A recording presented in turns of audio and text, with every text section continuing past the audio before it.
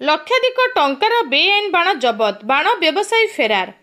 Chandaneshwar फांडी police द्वारा बहलिया ग्रामरू जबत है लक्षाधिक टंकार बेआईन बाण बाण व्यवसायी फेरार थिबा बेले 301/25 रे मामला रुजु करी अभियुक्त को धरिया पई पुलिस आरंभ करिछि तदंत। गत सप्ताह पूर्व चंदनेश्वर फांडी पुलिस सही पाख पंचायत रे एक बेआईन बाण कारखाना उपरे चढ़ाऊ करी गोटे ट्रैक्टर बाण जबत करने सह जनकु गिरफ मध्य करिथिला।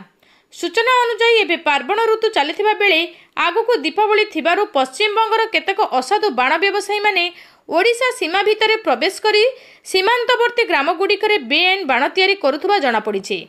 एने चंदनेश्वर फांडी अधिकारी बनबिहारी शतपथी नेतृत्व में पुलिस चढ़ाऊ करी बालेश्वर जिला भोगराई थाना जलेश्वरिया पंचायतर बहलिया ग्रामर अचिंत साहू घर लक्षाधिक टंकार बेआईन बाण जबत करिछि। तेबे बाण जबत समय रे बाण व्यवसायी अभियुक्त अचिंत साहू पुलिस आसीबा जानिपारी फेरार हो जाइथिबा जଣା पड़िछि। एहाकु नै चंदनेश्वर फांडी पुलिस 301/25 रे एक मामला रुजु करी अभियुक्त को धरिया पई तदंत चलाइछे। पुलिस रो बारंबार चढ़ाऊ फल असाधु बाण व्यवसायी मनरे छनका पशिछि। एहा पूर्वरु मध्य चंदनेश्वर फांडी पुलिस एक बाण कारखाना उपरे चढ़ाऊ करी गोटे ट्रैक्टर बाण जबत करने सह जनकु गिरफ करिथिबा जଣା पड़िछि। Bureau report local news 7।